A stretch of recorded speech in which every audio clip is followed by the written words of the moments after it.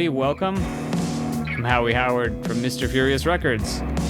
Joined again by Cory Kibler out of Lincoln, Nebraska. What's going on, Kibs? It's me! I'm at my house.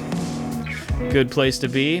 Yeah. I'm going to share an arrangement trick, multiple arrangement tricks with you this week. This is kind of recording cast, engineering cast, arrangement cast.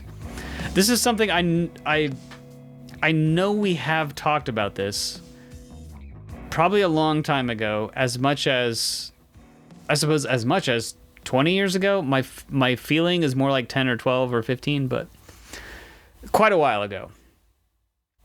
But this is something, these are tricks I use constantly, and I use even today, and I will drop a demonstration of the way I used it today at some point in here. So this has to do with like texture in a song. This is kind of a rock, pop, soul, R&B, whatever, song context. And the trick is, it's like two sides of the same coin.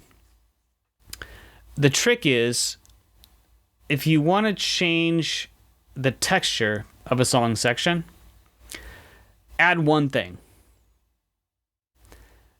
That is what I did today. Phoenix is a band that's amazing at this. Like every time they have a verse, halfway through the verse, a little sound will change. Now, the chords probably stay the same. The melody probably stays the same. The lyrics change, of course. But like, there will be a new hi-hat or a new little tiny guitar part, counterpoint type of thing. Or maybe there was no bass in the first part of the verse, and then the bass comes in. But it's changing one sound, one thing in the mix. In my example today, I've got a song that starts with only guitar and voice. And the chord progression and the melody, it loops through twice. Right? And for a long time, I've just had that. And the other day I had the idea to just add a little hi-hat, like the drummer with his foot or her foot on the hi-hat pedal, just tapping the offbeat, right? 1, 2, 3, 4. And I put that in the mix, and it added so much. It's a tiny sound, but it tells you that something's coming, and it gives your ear something to grab onto again. I've talked a whole bunch. Do you remember this conversation at all? I do remember talking about this. We've talked a lot about like little tricks to make songs more interesting. And it's funny because it's not really a trick. I mean, it's just like, whatever. It's a tool, it's a trick, it's a hack.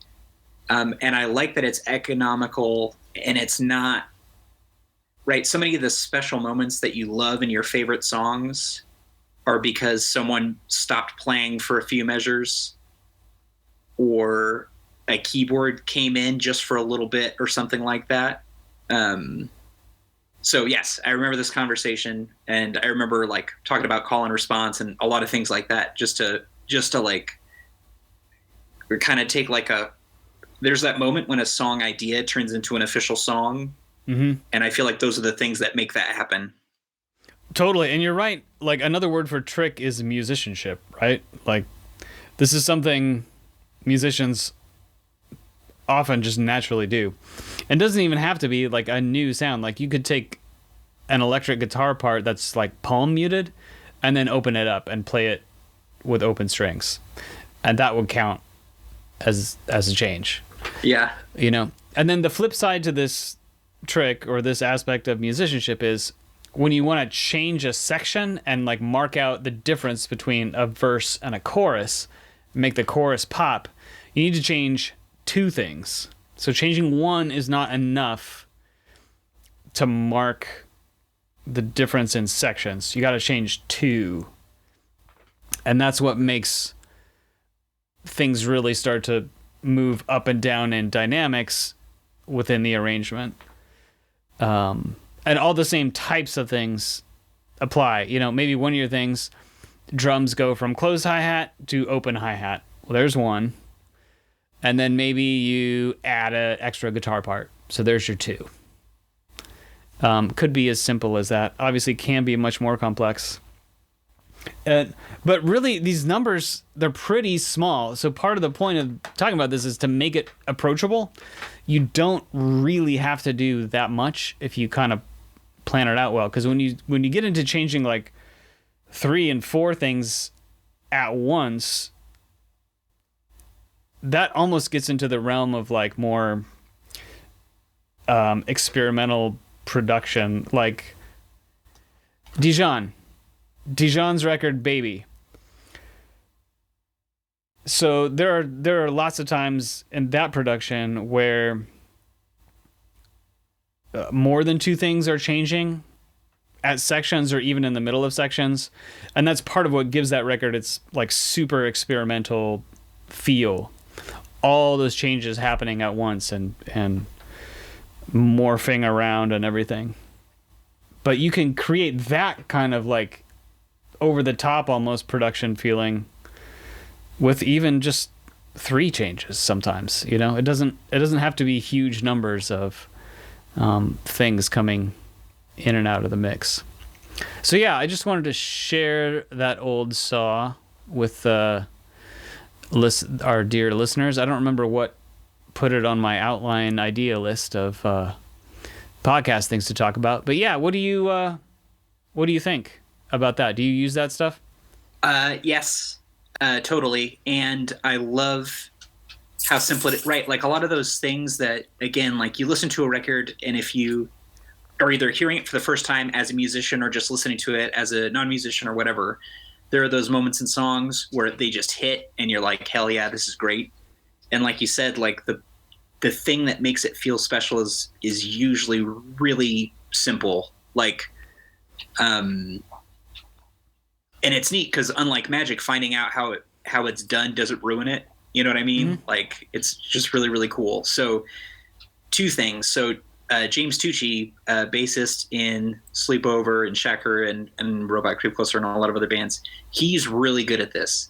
So he will, he'll use, he's gotten more and more, like, I should say, discerning and subtle about this over the years too. Like, so he might, just for the heck of it, during the second verse, he might not play at all, or just play 1 note per measure during the first half of the verse and then come in like regular, or just for 1 section of the last chorus he'll go up an octave or something like that.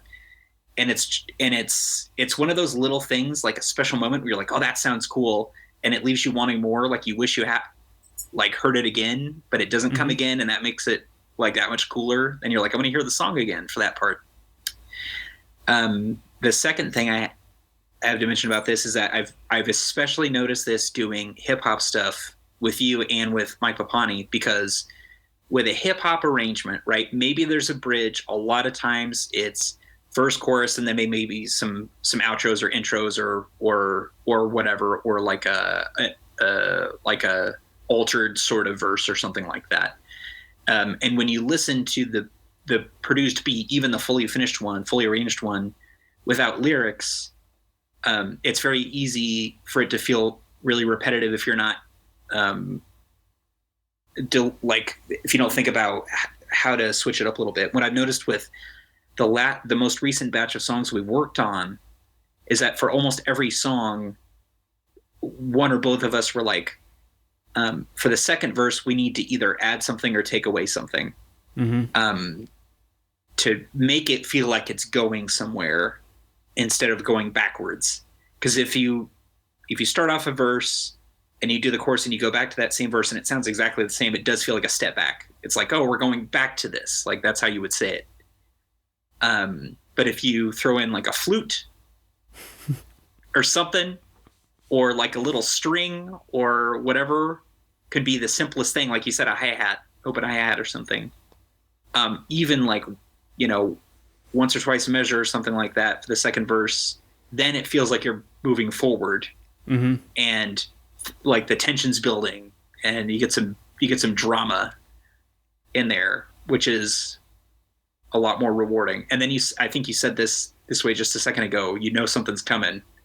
Like, it's pretty cool. Yeah, shaker, all kinds of little percussion, shakers, jingle bells, congas or whatever. That's great for like second verses to change something up. Or and you mentioned this with both Mike and James, like oftentimes you can do so much of this by subtraction, right? So if you write your basic idea, whether it's a loop for a rap song or a chord progression for an indie rock song or whatever, and you have your like full version, you can subtract things to create the earlier sections and then just leave the full version alone, or maybe add like one extra thing for the bigger section. So it doesn't always have to be a process of addition.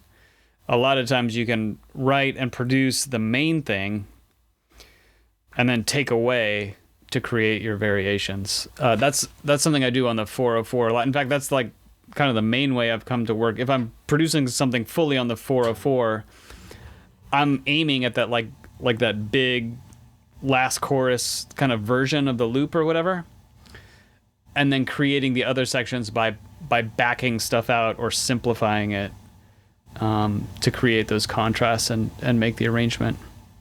Outstanding. Good tricks. I know you have a hot date, so yeah, we're going to get you to it. I'm going to drop in, I think I've used this example on the pod before, but this is a work in progress. This is my song Mid-Phase off of the upcoming Jam My Wave. I'm going to play you the first verse and first chorus, and listen for that little hi-hat stomp in the back half of the first verse. I added that just today, and I think that adds so much to that. Drums are still a work in progress on the chorus. Like the whole thing, vocals are not finished, but you'll get the idea, at least as far as this arrangement trick goes. And we'll see you next week. I hope with new music from Approach. I hope it's out. Pray hard, baby. That guy, I know he's putting his absolute heart and soul into this project. And I'm so excited to hear it and share it with everybody. So get subscribed to Datura Records Bandcamp, daturarecords.bandcamp.com. Get notified for the release of It's Yours by Approach. And we'll see you next week on Dat Fury Radio. Yeah, peace.